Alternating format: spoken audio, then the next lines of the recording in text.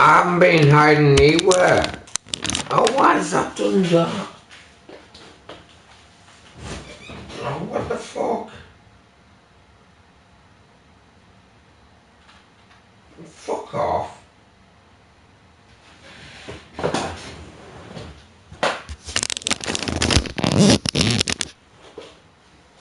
Right. How do we do this to get closer?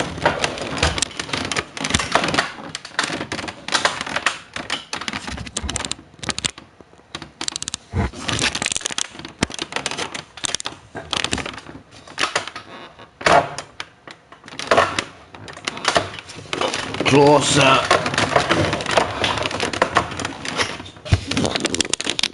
We might put a film on. That's the thing.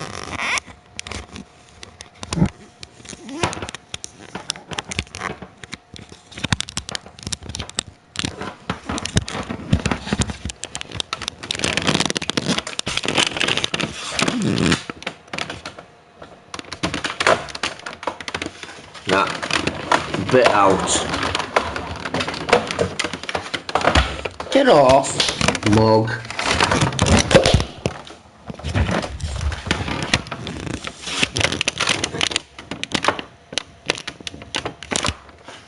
Bit more out.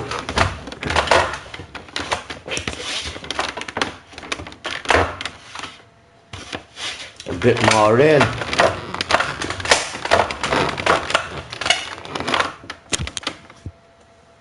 Yeah, that'll do. I'm not bothered.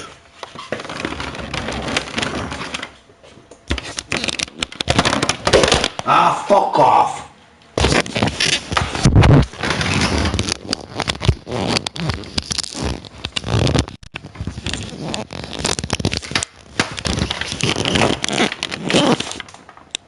Right.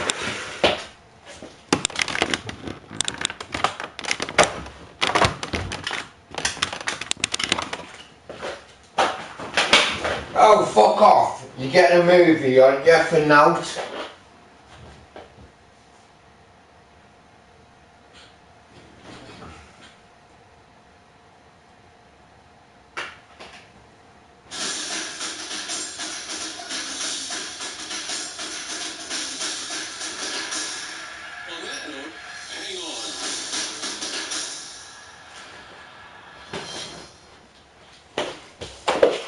Nah, it needs cut this way.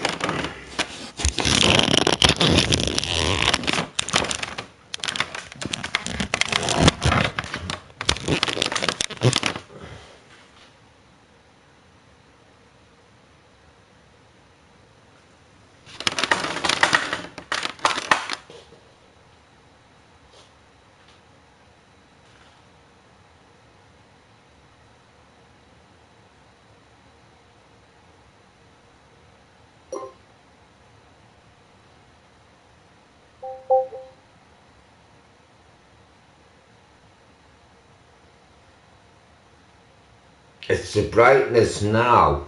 I've got to do the brightness.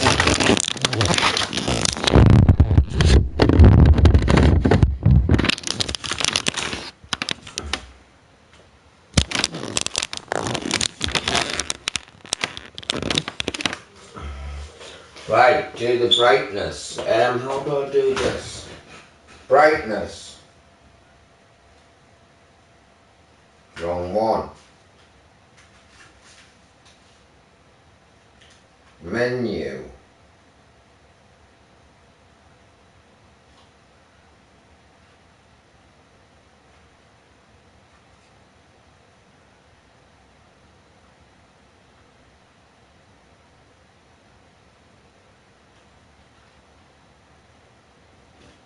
It's best you're gonna get. Right, where we're at.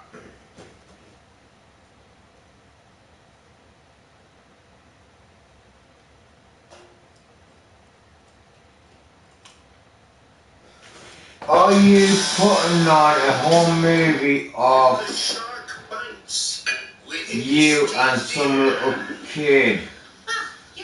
Ew. Right, sweaty socks, you're gone. Dirty, horrible bastard. Drunk people looking for their cars. That was funny. Oh, you're just giddy because Bob's bringing his pretty new girlfriend over. Oh, Kitty, don't be ridiculous. I'm just happy. Now, why do you want to ruin my happiness? Because that's what it was. Sweaty socks, say what you want, you go on. Ta-ra. Horrible, horrible little bastard. With a panda bear? My dad being the cute, fuzzy panda bear, and your mom being the evil, money-hungry, unnaturally tan giraffe. Well, I've had it with them too. Last night, your dad worked in front of my mom, and she laughed, Donna. Laughed! Okay, we're Burkharts. We don't work, and we don't tolerate. Tell them on to ya! Hey, everybody. I brought a date. Look how tall she is. It's like I'm taking a Statue of Liberty.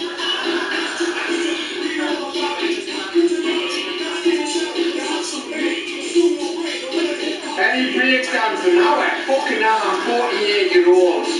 What do you think? Fuck me, no, there's no breakdancing. I can take your old body. I used to do I could one time when I was in my teenagers could do breakdancing. Now I can't.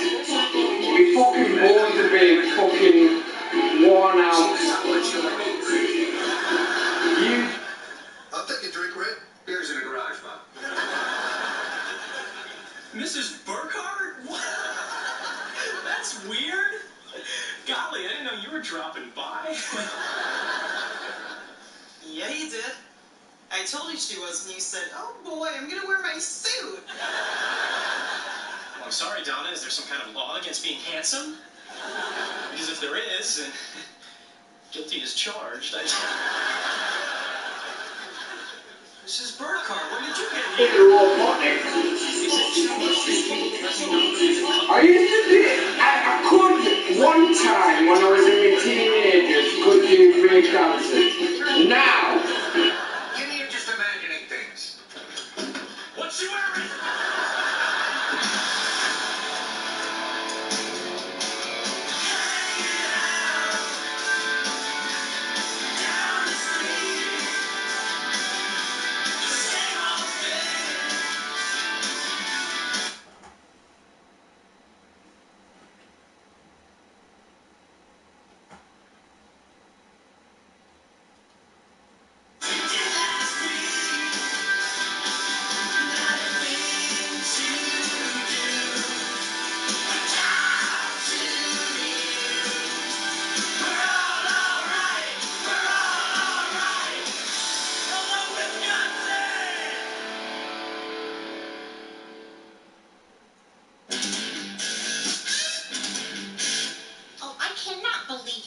Trying to sneak off with my good gin. Yeah, I should have known she could smell booze from a mile away. Excuse me? Oh, I said you smell like booze from a mile away. That's worse, dumbass. Oh, what a lovely evening. If I didn't know any better, I'd swear I was with rich people. Oh, she's got it all. Looks and beauty. Pat, want another drink? No, honey, you shouldn't be drinking. You have a doctor's appointment tomorrow. He has a heart condition. He's very old. Never thought I'd say this, but I wish I was Bob. I wonder if she'd like to watch The Graduate with me someday. One time, back when I was dating Jackie, Pam was trying to wash her car, right? She leaned over and, squeezed out the sponge. That's all I remember, because I rode my bike straight into a tree. Oh, look at her. Would you never want me to show that much leg? Absolutely not. And why not? You set me up.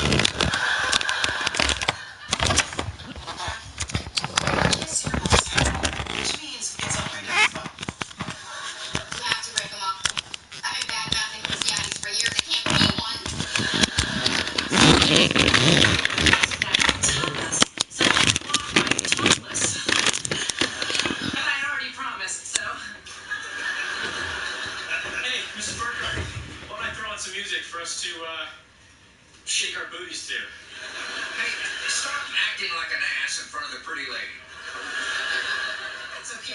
think he's cute.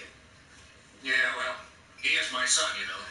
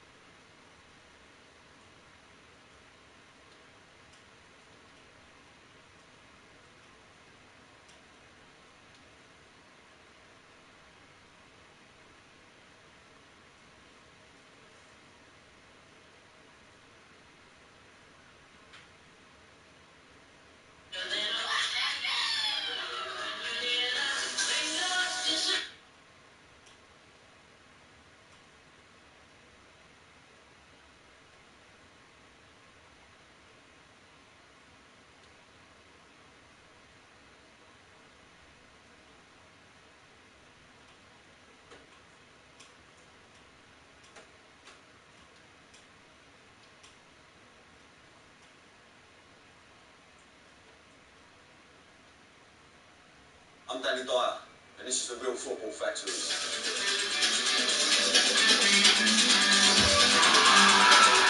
I played Tommy Johnson in the movie The Football Factory, which was all about football violence. But that was just acting. Now I'm on a journey around the country meeting the real firms who have mass offs at football matches for real. No fake blood, no stuntmen. No makeup. This time it's just me and the country's hardest hooligans. I meet the real top boys who tell you the score.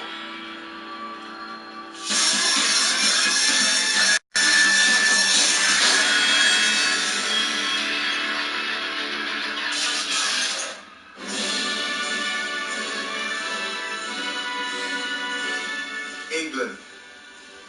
We've given the world many great things.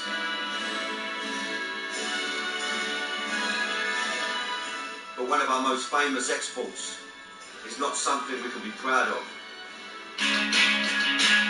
Football hooliganism. For 30 years it's been the trouble with England.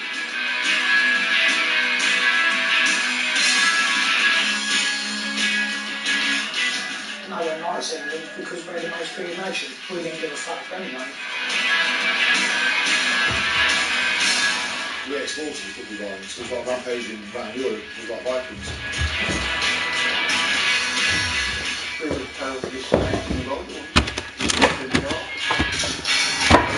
This time we're real football factories.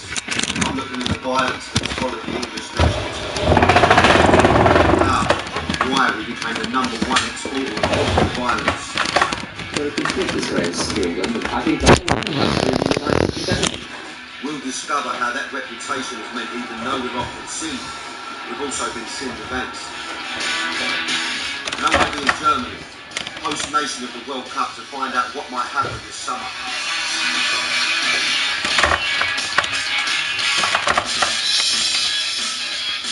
England gave football to gave it football violence. As far back as 1314, King Edward II banned the game because he felt it too rough. 500 years later, in 1881, the first actual crowd trouble occurred, and for the next 100 years, football hooliganism was a club thing. Violence of the national team came much later. Back in the 70s, following England was nothing like as popular as it is today. And when Scotland used to come down to Wembley to play in the annual match between the two sides, England's Caledonian cousins took over. Head to the scene. June 1977, the Queen's Jubilee year. England are playing Scotland at Wembley. After winning the game 2-1, thousands of jubilant Scots invaded the pitch, breaking down the goalpost, smashing the gaffer, leaving a trail of destruction.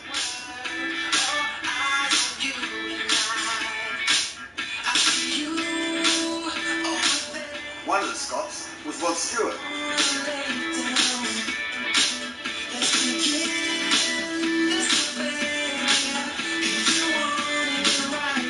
But in the year of the Queen's Jubilee, members of England's club firms were not amused. From now on, when England played, the boys would be there too.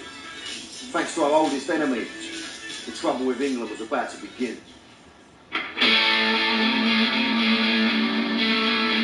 Today, foreign travel is an everyday thing, but back in the 70s, leaving the country was new and exciting, and many lads started following the England team on their travels across Europe. They were the ambassadors for England on a tour that would visit violence and destruction across the continent. I met one of those lads who was there. Grant Fleming has been an eyewitness to some of the most important world events. Maurice Morton one. I'm ahead of you. Freelance photographer. He's taken pictures at Yasser Arafat's funeral, saw the aftermath of the bombing of Afghanistan, and in his youth was part of the mob that followed England around in the early days. How did following England compare to working in a war zone? Sometimes you couldn't tell the difference, to be honest. But at a certain period, anyway, when got to the mid-80s and it got a bit on top in a few places, I think it's definitely given me a little grounding, so that when I'm in places and you might think people are on the hunt for you, ain't nothing like skunk. So what was it like following England away in the early days? An adventure, more than anything. And really just sort of just getting away, getting out, was probably the more interesting side of it than the football. You know, we were the first ones to take away, you know, masses of disaffected youth, you know, just wanted to tear up, basically. So the disaffected youth of the 70s attached themselves to hooliganism and the England team. Their first stop was Luxembourg in October 1977. Tiny country orange with a cheese. population of just under 500,000 people. Yeah, I have some cheese, please. You a week, blue cheese. Would you say that Luxembourg is unprepared? You know what I mean? But of course, I mean, you know, only a tiny little gap. Tiny little place. I mean, you know, probably as many English as people lived there, you know. But when it was, as I say, it's tiny, and the police probably had never seen anything like it. It was quite a sleepy, you know, principality. What exactly happened to that, really? The ground wasn't up to much, you know. It was quite easy for people to start pulling seats apart and fences down, and you know, just boisterousness. And I remember as we left, there was a whole section of fence came down, and there was what probably definitely his. Force the riot police, you know, and they took a bit of an hiding because, you know, it was just I mean, you know. Next stop was Italy in 1980 for the European Championships. Midway through the game against Belgium in Turin, England's troublemakers were fighting Italian police on the terraces. A few skittish when I read their knuckle, right, they've run back again, and the next thing we know, they're throwing fuck those right out, all across the fucking thing, they're gas everything. I've lost his son. First, he's been arrested, has he? What, 9 years old? Prime Minister Margaret Thatcher. Damn right, bang on. Here's so weird. We have no future, you watch. England's firm was alive and kicking, and they had the travel bug for the national team. But it's fair to say they weren't the best behaved guests away from home. The pattern was emerging in the early 80s. Wherever England went, trouble followed. And these Italians came up and said to him, "You English?" "Yes." Boom, and enough to do. Jewellers are getting done, clothes shops are being absolutely skinned, tear gas at half time, water cannons in the street, running battles with the police. One Danish newspaper wrote, "We sent the Vikings and now they're paying us back." There isn't any other country whose football fans run amok when following their team. European cities were being wrecked, and the Norwegian capital of Oslo and the Swiss city of Basel felt it more than most. For me, this is where things really changed. There was a viciousness amongst the English that, that's when it's been, I think, become quite disturbing. You know, it got a bit serious. Throughout the late 70s and early 80s, England's hooligans had terrorised mainland Europe on their travels following their national team. But Europe was wising up, and by the time the World Cup of 1982 was due to kick off in Spain, the Spanish police were ready for the invading English. And at the first game in Bilbao against France, a minor scuffle resulted in a baton charge which almost had dire consequences. As the fans retreated before the waving riot sticks, a crash barrier suddenly gave way. Amazingly, only one fan was hurt and 4 arrested. Just Drizzlers, scream Drizzlers. And when England played in Madrid, the police became heavy-handed with a group of fans in a bar. This time, the English were not to blame. I only use screen Drizzlers, nothing else. Towards the end of the beating, the police were being egged on by Spanish chanting "Argentina, Argentina."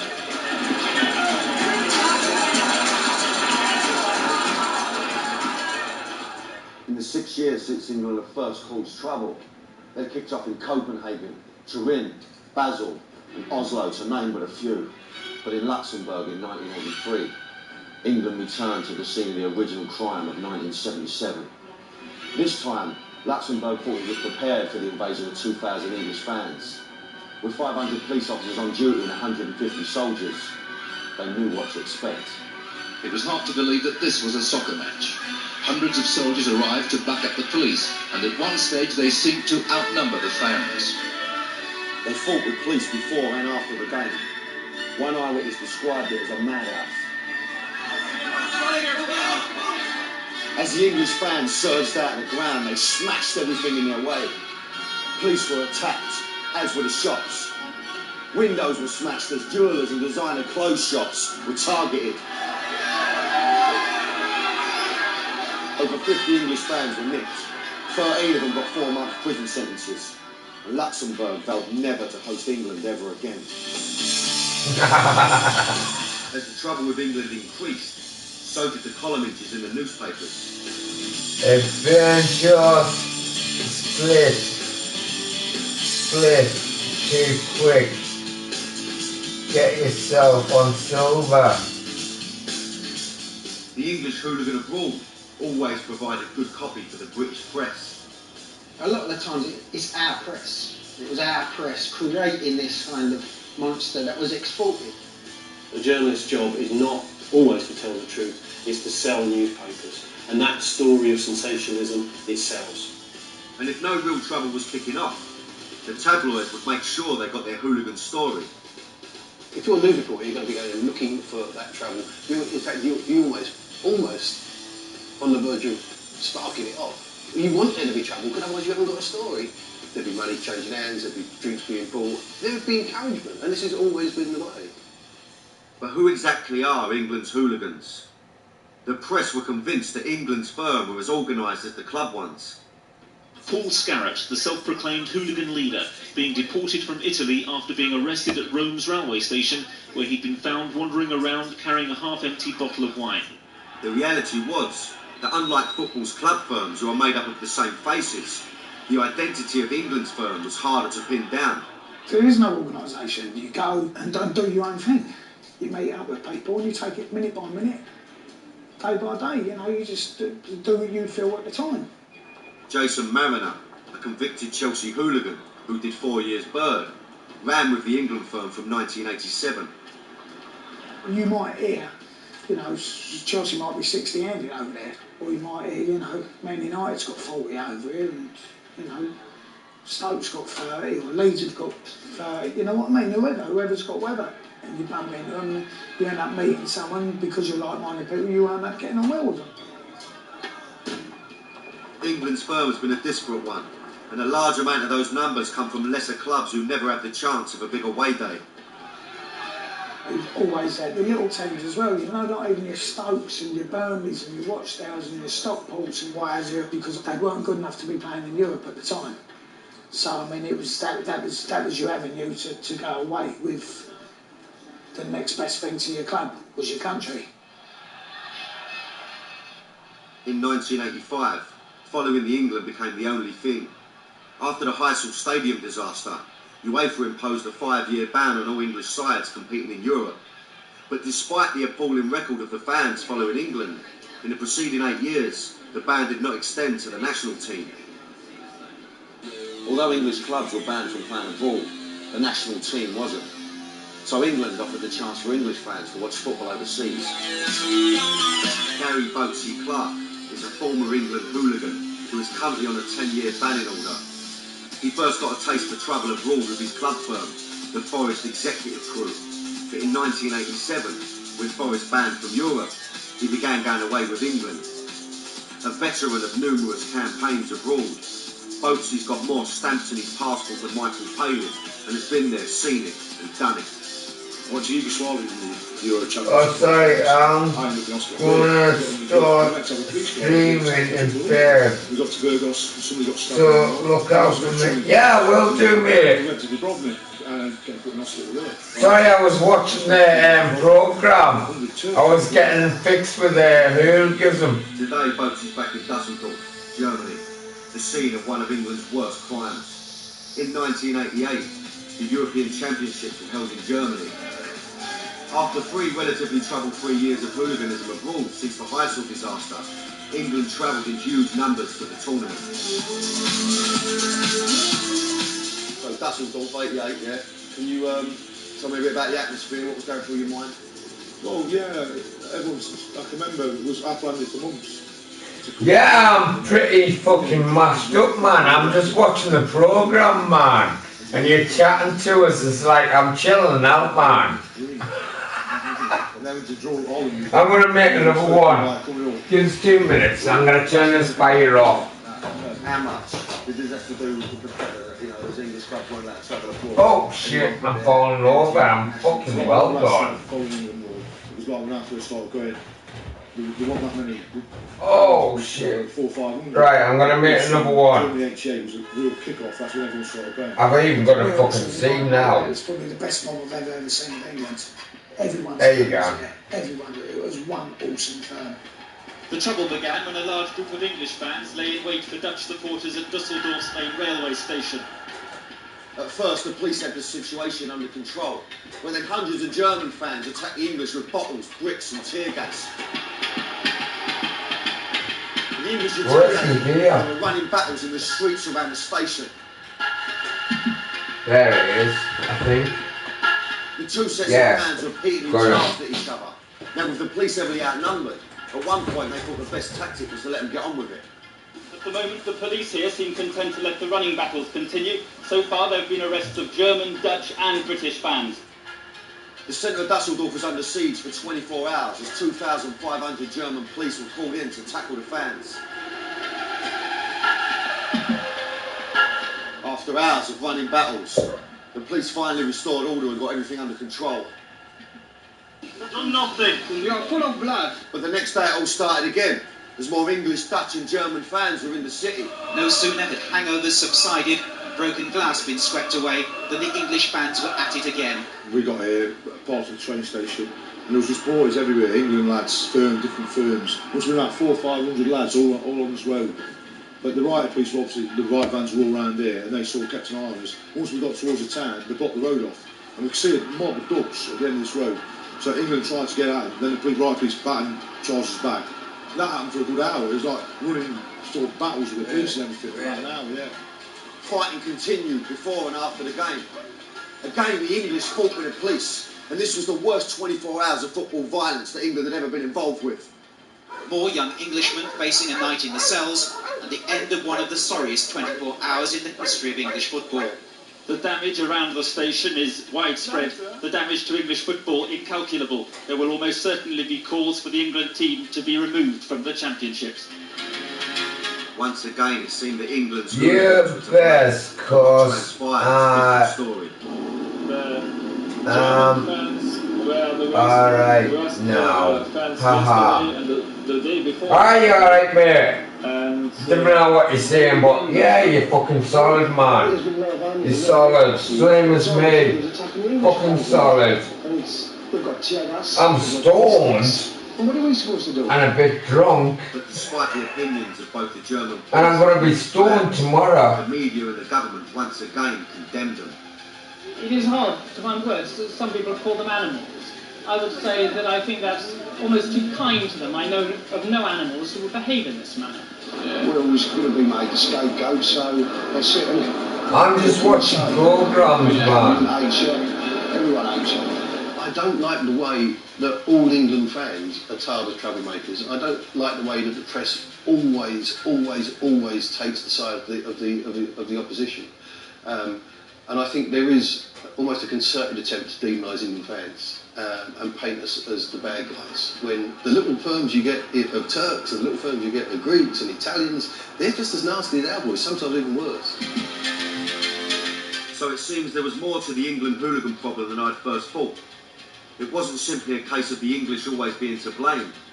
Things were more complex than that.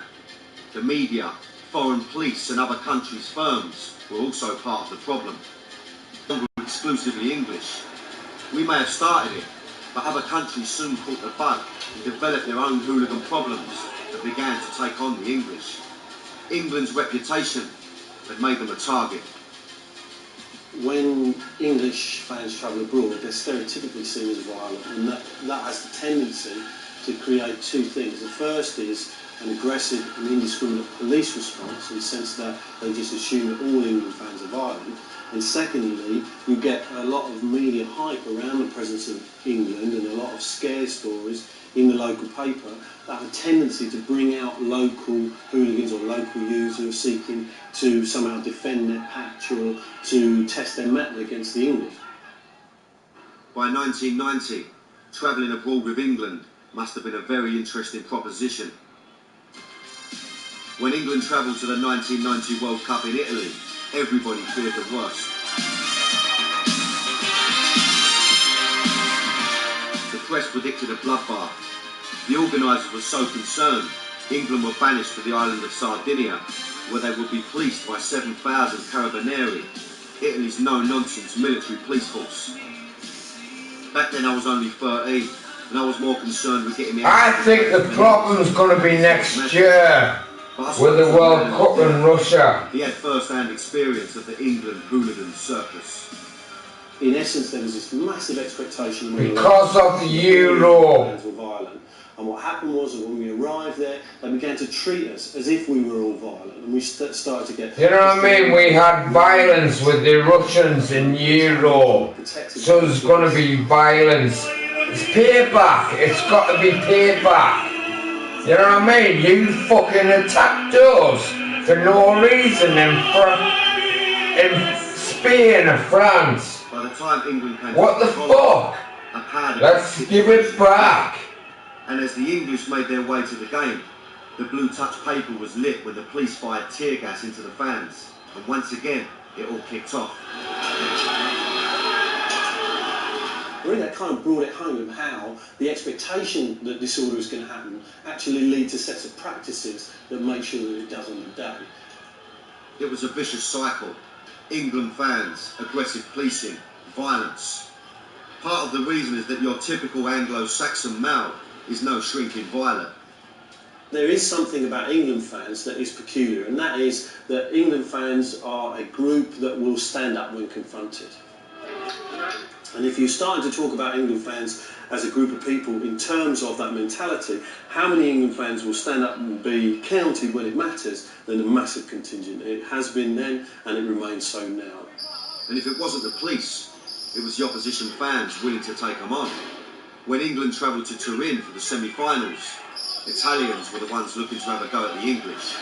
For once, no one could blame the English for starting this confrontation. The gangs that roamed the centre of Turin last night and early this morning were young Italians looking for the English and trouble. English supporters were taken into protective custody, told they were being removed from the areas of tension. The target turned out to be an English campsite on the outskirts of Turin. Inside the camp railings, English supporters built bonfires and barricades to keep the Italians out. Mourning and amid the wreckage, complaints that this time the English had been sinned against. After 15 years, the trouble with England was getting worse. The vicious cycle meant that everywhere that England went, trouble followed.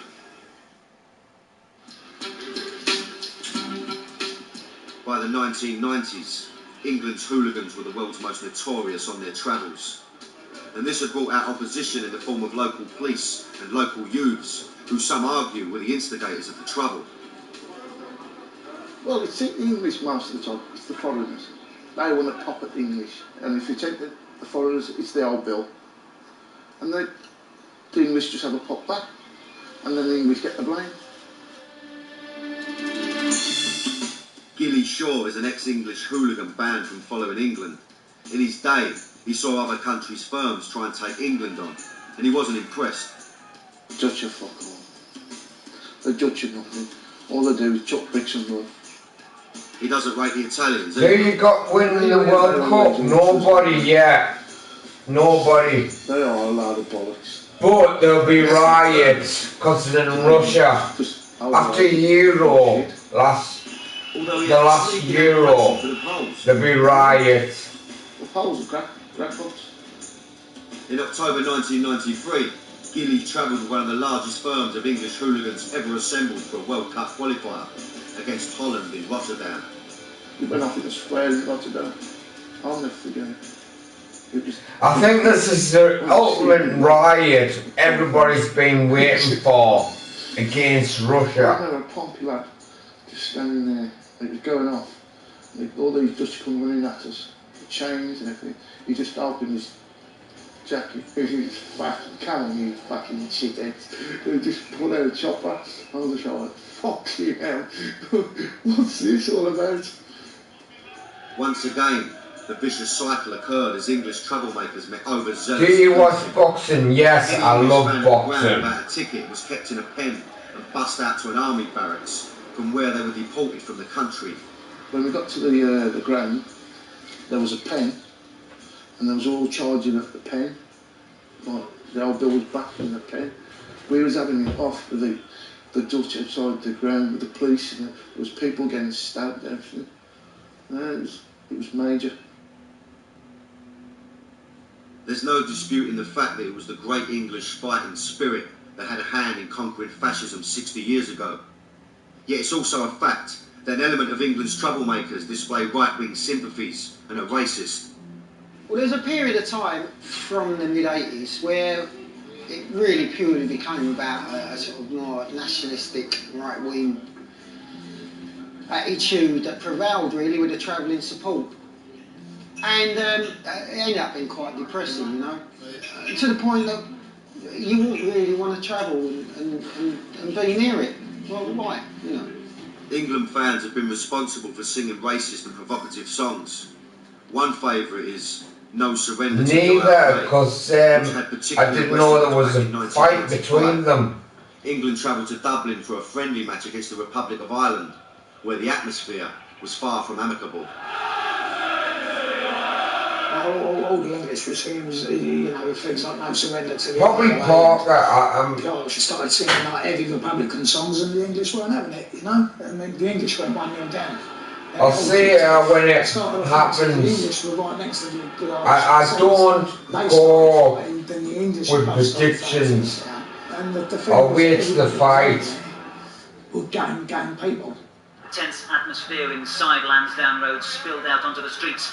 If any English have escaped the police and they're out on the streets, who knows what mayhem the night might bring. The scenes in Dublin provided one of the lowest moments of English football.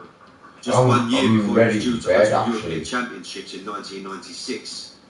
But it has been said that the darkest moment is just before the dawn. And what emerged from Euro 96 was a new sense of England and what being English was about.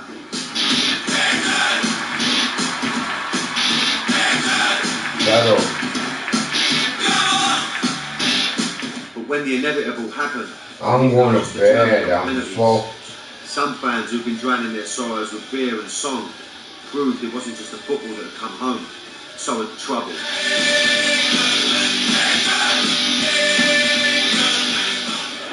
One couple driving home through Trafalgar Square now seized by mobs simply because they're half German.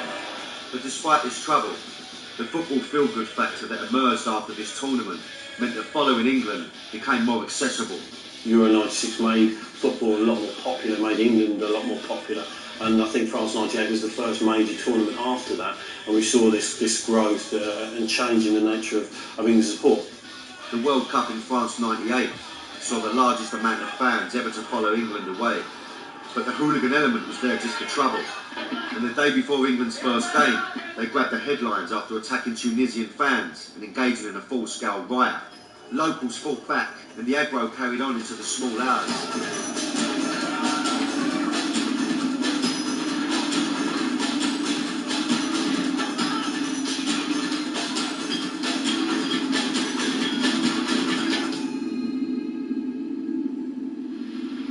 Miles along the French coast, Portsmouth and England fan Martin Kerr was on a camping holiday with his partner and her son. On the morning of England's opening match, he travelled to Marseille to see the game, unaware of the previous day's trouble. I got down there on the day of the game, and it was buzzing, absolutely fantastic. You know, everyone looking forward to the game. The England fans were singing in the bars and outside, and all the banners were out, and there was the Tunisians were kind of chanting at one end of the road, and there didn't seem to be any problems at that stage. That he was about to discover that because of the reputation of England fans, even innocent people could get caught up in the trouble. As kick-off approached, things began to turn sour, and once again, trouble between the two sets of fans erupted on the streets of Marseille. From being a carnival atmosphere, it turned into being quite nasty, and you know, you could see that things were going to go off big time. French police snatch squads began picking out and arresting those whom they believed to be the ringleaders, and they believed that Martin was one of them.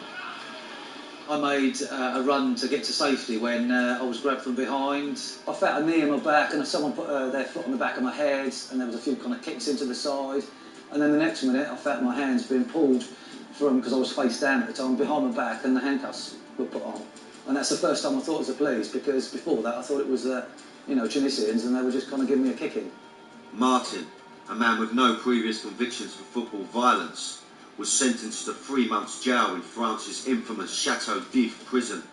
Well, the conditions in there were awful. I mean, there was cockroaches in the room, there was 3 of us to a room. As we went in, we were given a blanket, I think some orange juice, an apple and a condom, and one of the guys asked what the condom was for, and the guard who spoke English said, "You're in an Arab jail now, you need this." After 7 weeks inside, he was released for good behaviour, but returned home branded a hooligan and sacked from his job. He was one of over 250 arrests in France, but at the European Championships of 2000, an incredible 900 were arrested in Belgium, joint hosts of the tournament with Holland. It may have been the first football tournament of the 21st century, but the Belgian police opted for tactics more suited for the Middle Ages. Those actions all talk to you about highly indiscriminate, highly aggressive forms of policing.